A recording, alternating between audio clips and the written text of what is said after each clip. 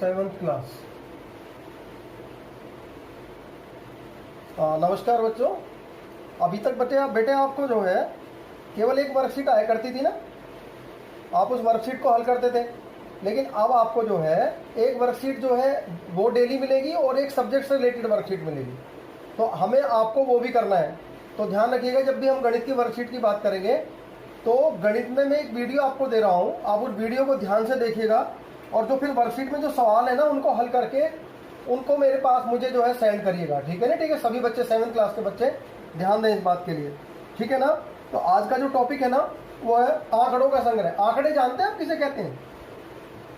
आंकड़े क्या है? ये जो शब्द आंकड़े मैंने लिखा है इसका मतलब जानते हो? ये आंकड़े किसे कहते हैं? आंकड़े क्या कहलाता है? देखिए, आंकड़े क्या होता है? किसी विशेष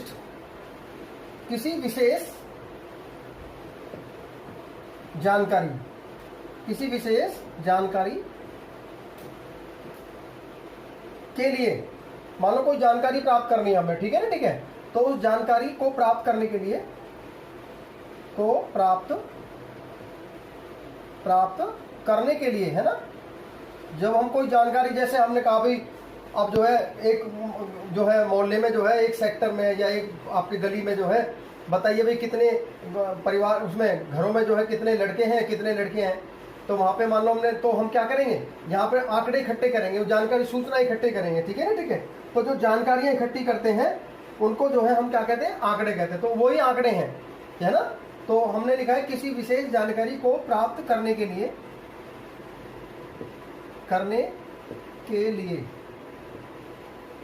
जो सूचनाएं, है ना, जो सूचनाएं एकत्र की जाती हैं, इकट्ठा की जाती हैं, एकत्र की जाती हैं,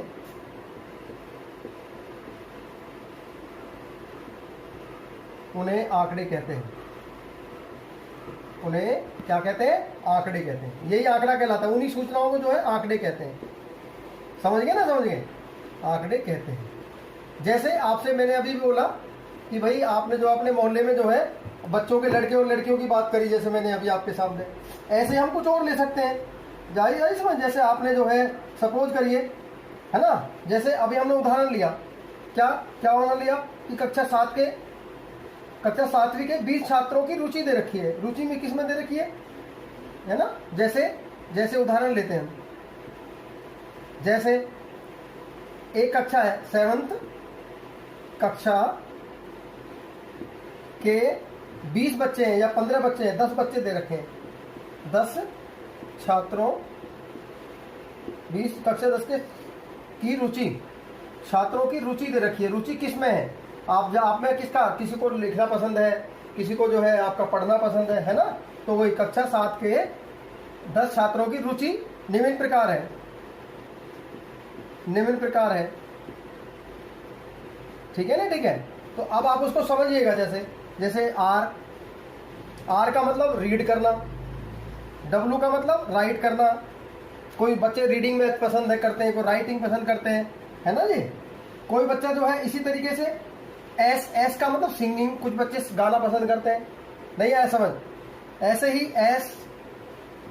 एस आर डब्लू कितने हो गए? 1 2 3 4 5 6 7, फिर डब्लू, है ना, आर और एस। अब ये आपको जो है कितने बच्चे हो गए? 1 2 3 4 5 6 7 8 9 10 बच्चे दे रखे हैं। नहीं आया समझ? अब आपसे कहा भाई इनको जो है एक ग्रुप में बनाइए, इनकी सूचना जो दे रखी है।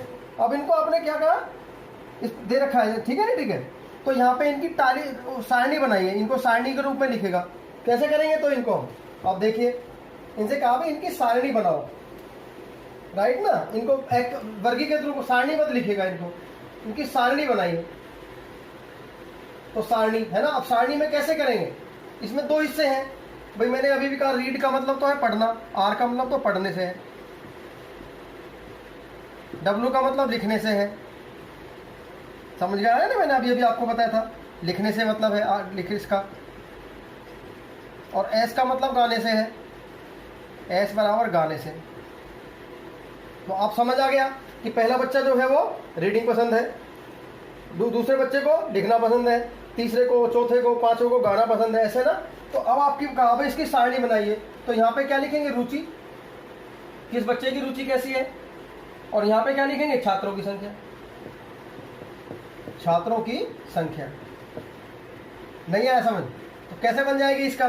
तो देखो इसमें रुचि में क्या है, पहला क्या है, आर, आर का मतलब रीडिंग है ना, आर का मतलब रीडिंग यानी कि पढ़ना।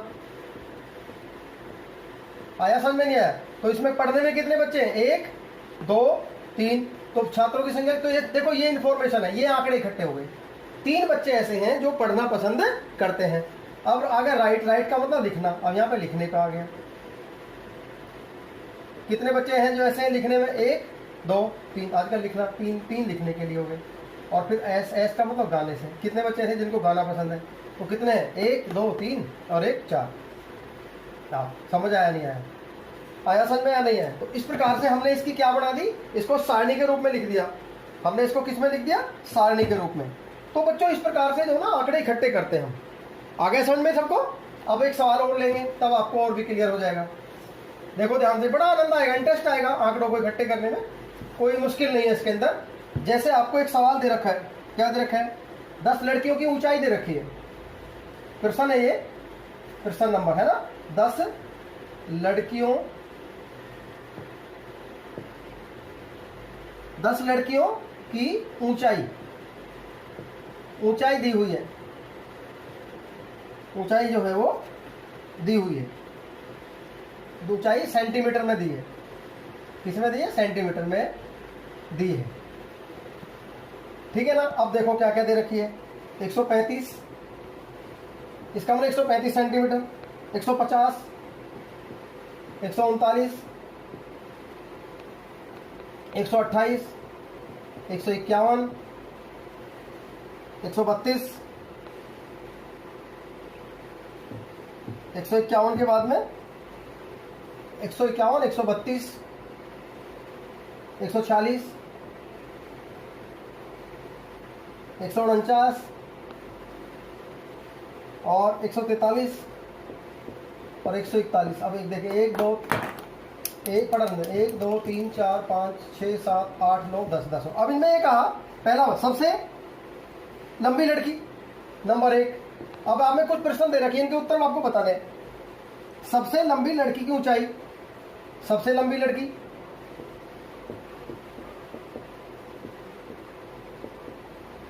बराबर की ऊंचाई क्या होगी, अब आपसे ये पूछा है ना जी। तो अब इन डाटा में देखिएगा कि सब जो आंकड़े हैं, इन आंकड़ों में, ये आंकड़े हो गए ना, क्योंकि क्या विशेष जानकारी है यहाँ पे, बच्चों की ऊंचाई दे रखी है, ये जानकारी है।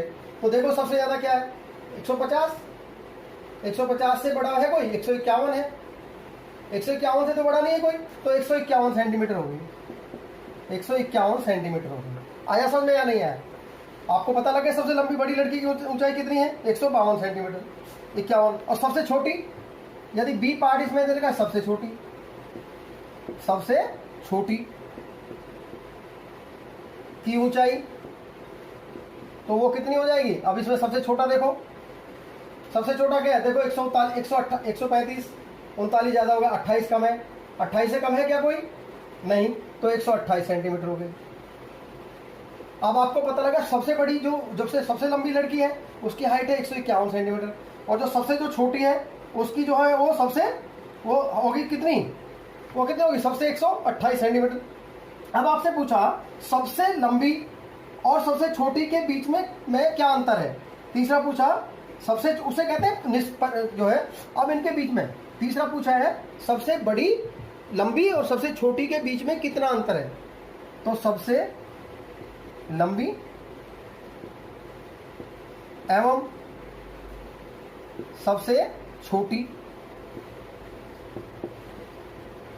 लड़की की ऊंचाई में अंतर, लड़की की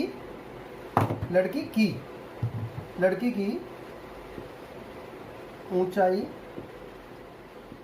में अंतर। अब क्या करेंगे, कैसे निकालेंगे। तो सबसे अंतर, जो सबसे लंबी एवं सबसे छोटी लड़की की ऊंचाई में जो अंतर है उसे कहते हैं हम क्या, 151 -128। बेटे इसे कहते हैं परिसर।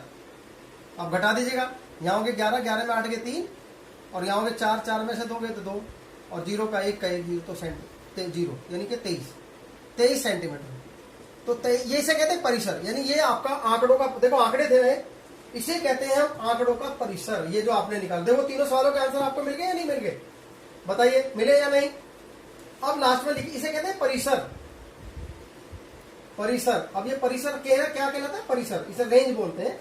ये कैसे निकल गया कि किसी जो आंकड़े दिए होते हैं ना, उनमें से सबसे ज्यादा जो बड़ा आंकड़ा है, सबसे जो अधिकतम मान है, उसे कहते हैं अधिकतम मान। अधिकतम मान।